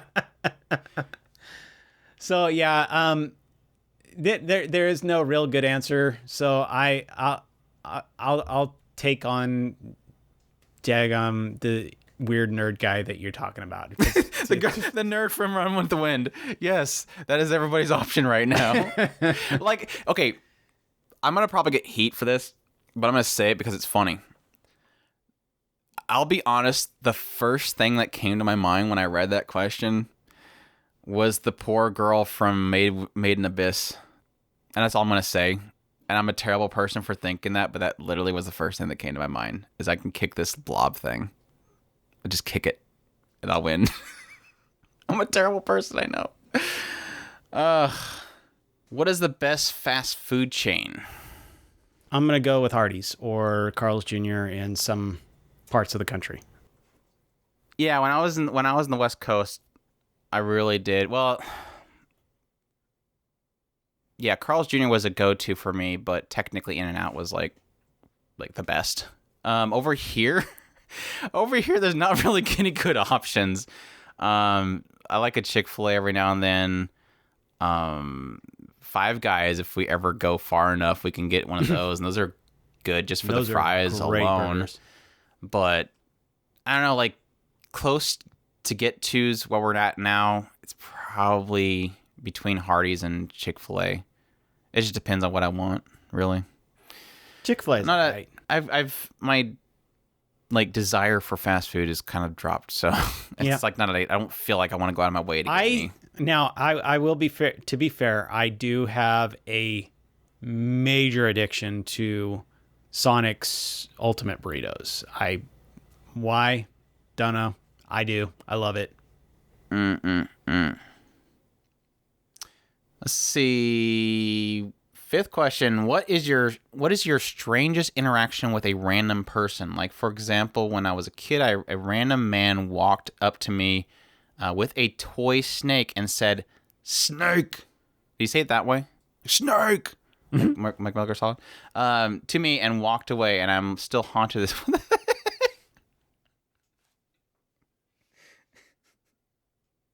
So he literally walked up, went, "Snake," and then walked away.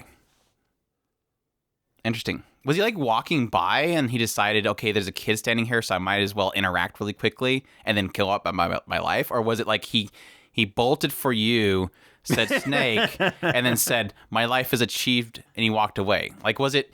Maybe he was like doing He was probably trying to be... Early days trying to make a viral video before it was a thing. He was a trendsetter before it was a thing. He could have been the first viral video. He was TikTok before TikTok was TikTok. I don't even know how old you are, so I don't know.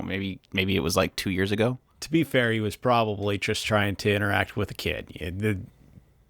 Hey, boy, snake. But that's me. That's me trying to be nice. I mean, there's implications involved with snake, and that's not. Why are we going in a dark direction here? Why are we walking this direction? I'm being fair. I don't know. I mean, there is downsides to this interaction. There's, good sides to it. He's seen a sad kid. He went over there and he was, "Look, snake." Hey, good man. Snake. Yeah. I don't know.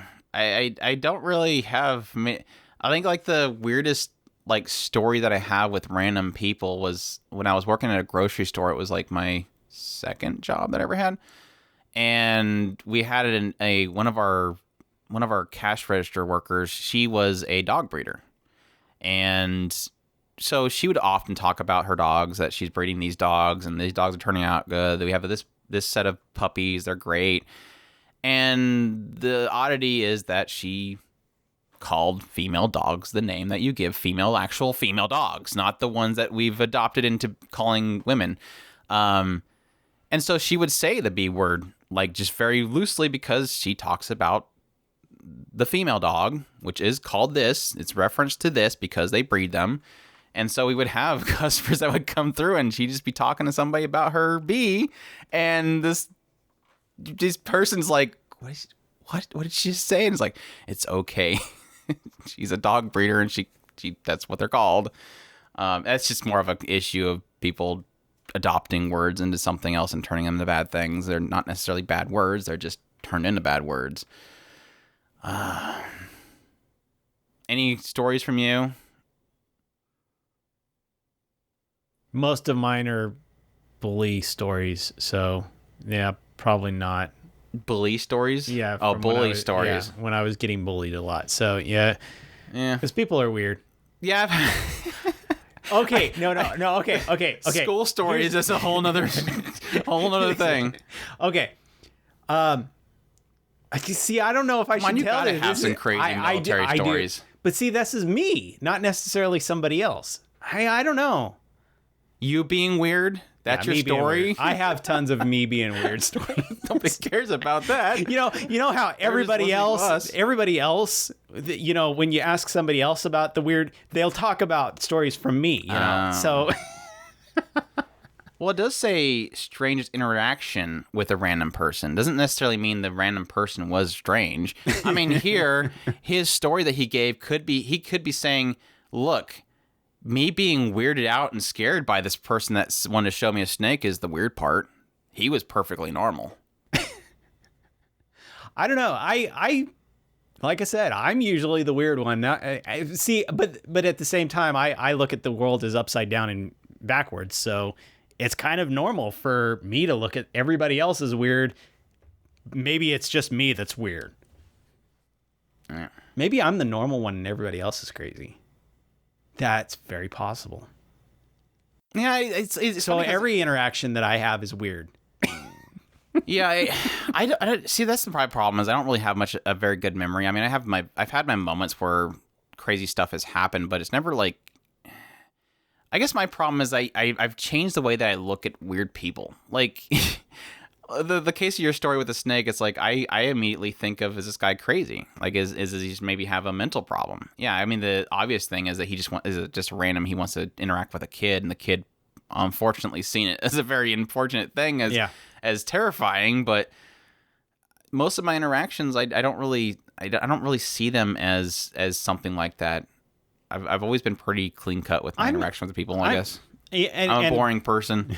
And I'm the case of that type of person who really does come off the wrong way. I just a couple weeks ago we had a customer who I was trying to imply something to get their help, and they took it as I was trying to make them feel bad, and that was not my intention in any way, shape, or form. Luckily, that customer ended up talking to a couple of my coworkers, and they explained, no, you misunderstood what he was trying to say. And they came and told me later that customer had misunderstood what I was saying. And it's very true. I was not intending on it to be that way, and so I tend to give people a lot of leeway because I do know that in a lot of cases I have that problem. So maybe that's not necessarily what their intention is.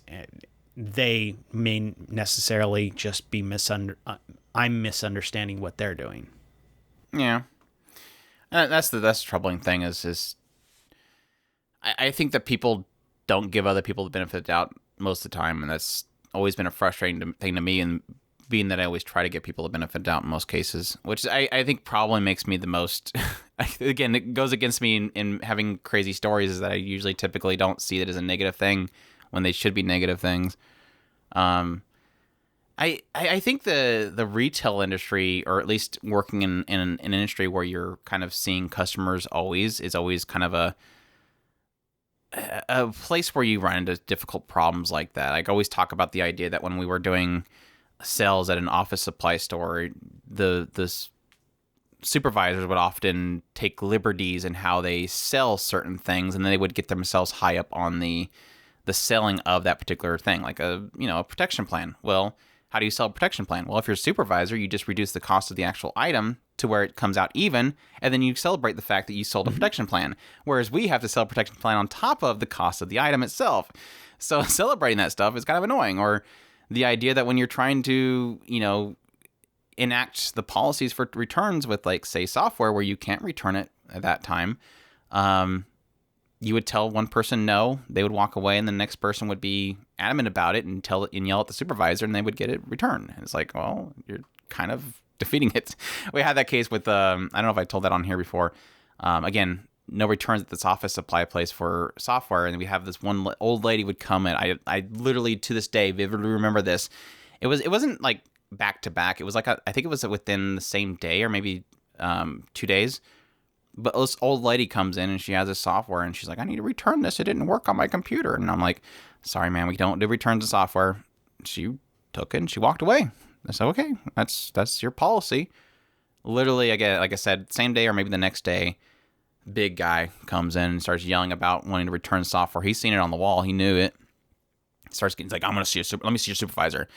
Stands over to the supervisor and starts yelling at him. So, no, this thing's broken. You should do return and all this kind of stuff. And then, sure enough, he comes over and overrides it and returns it. And it's like, and I told him later on, I'm like, I literally told an old lady the other day I can't do this, and she didn't yell. And yeah, I know.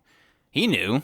He just wanted to satisfy the customer. So it's like, again, that was that early on trying to instill to me the idea that the louder you yell, the more service you get. Unfortunately, not the case for Funimation app. Right? Fortunately, not the case anymore because all these companies hide behind emails and stuff. I think that's like a sad thing of the world right now. Is just everything that we rely on is behind emails and stuff that you can never directly contact people about issues anymore. It's sorry I'm being a downer. Sorry I'm being a downer. But yeah, I don't know. I've been really we had a lot of cases with like theft at that grocery store that I worked at too. We had that same lady that I just talked about, the breeder. She chased somebody out the door one day because they loved stealing liquor from our store, especially late at night. Obviously, these people would come in, they would grab a bottle and run out the door. And obviously, and it was the case with then, and that was quite a while back. Even the case then was you don't chase them, you let them go. There's no reason to put. Basically, it's a liability issue, but. That old lady, like, she was literally like, I would say she was 70, maybe 65. She was probably in her 60s. Yeah, she'd bowl after those kids. Like, so often they would drop it in like a basket as they were running by it just because they were afraid of her. But yeah, everybody else is like, oh, there goes another one. They just ran out the door. There got another one. She's just like, boom, she's gone. She's after them. She'd chase them all the way around the corner and everything. It was great. Dog breeder. Never minced her words, and she'd chase down those liquor thieves. I had a lot of fun times there. That was a fun job. That was mainly because it's late night. Like working late night shifts, everything's always crazy. Except for graveyard shifts. I worked graveyard shifts before at an office supply place. It was not fun. I'll never do that again. Because like you're basically going to hang out with your friends, and then suddenly out of nowhere, it's like they're all ready to go down. And because I was a part of a car club at the time, Saturn car club, so cool. The 96 Saturn, so super cool, blazing fast with its loud muffler and lights and everything. Now he has an SUV. Yeah, now I have an SUV. It's got good gas mileage, and you can put stuff in it. It's not like a gas juggler like a truck. But no, we would always get together with our car went club. From a minivan to a freaking massive truck, a tank. She's like terrified to drive up a cliff to a dump. And I still stick with my little teeny cars. But no, we'd all get together for our little kind of drive around together, and it would like, sorry guys, gotta go to work. Like freaking 10 o'clock at night. It was terrible. I never want to do that again. But even then, we would have people like come to the door thinking they can get in to buy something in the middle of the night. It's like our lights are off for a reason. There's people trying to buy something at like 2 o'clock in the morning from an office supply place. Yeah. I don't know. I'll probably think of like 50 stories after we finish recording. Probably. It's hard to think of things off the fly. But I hope that you get over your rubber snake fears. I honestly do. I think it's terrible that anybody should be. Is it that you're haunted by rubber snakes? Or haunted by random people that might have rubber snakes. It's like you're walking around. This is so bad that I'm laughing at this because this is gonna be truly bad. I hope it's not truly bad. If it is, I'm very sorry. I have this like, mentality of this person like walking down the street, and then like it has here comes a person on like the other side of the street, and then like zooms in their focus on the person's hand that's in their pocket. Could there be a rubber snake in their pocket? No, it was just a toothbrush. The guy had a toothbrush in his pocket. Oh, this person. Oh, the lady's pulling something out of her purse. What could it be? Oh, it's her car keys. It's mean. But it's fine because it's against the dark web.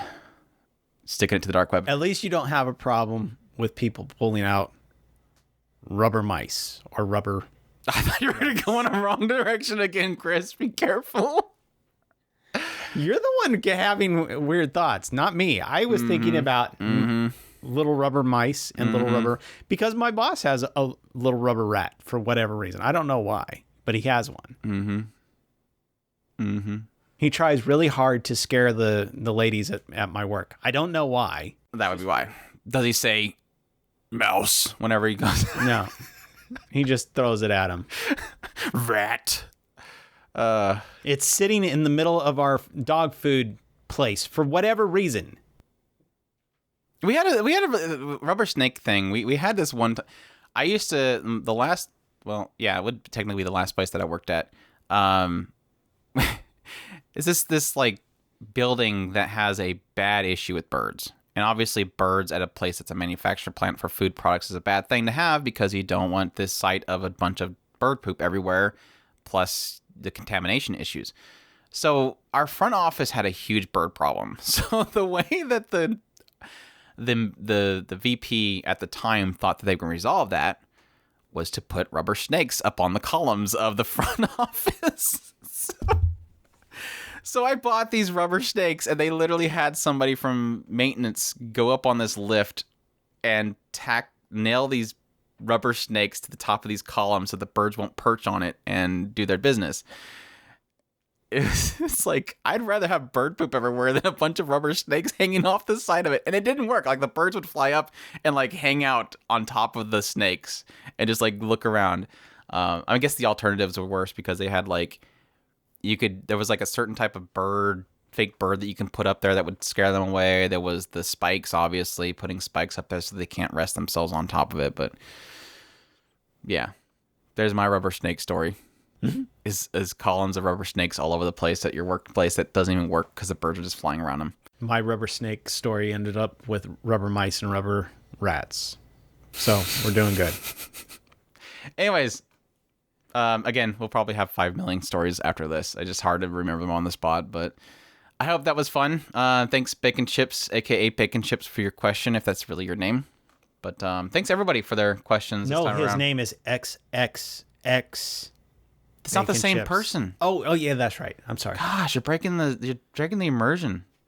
Again, thanks to, I'm not going to do it again. I know it's a funny joke, but I'm not going to keep doing it. But Otaku120434, Havoc.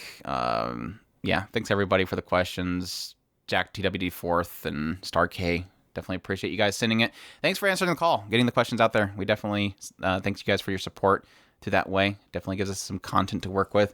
But we hope you guys enjoyed this discussional podcast episode. As always, we definitely appreciate everybody's support, especially those on Patreon, those that tell other people about us, those that go to our YouTube and support us there. I think we just hit 4,100 subscriber, which is fantastic. Yeah, all the different ways you guys can support us. We definitely appreciate it. And as always, we thank you all for listening. We hope you all enjoyed, and y'all take care. Os.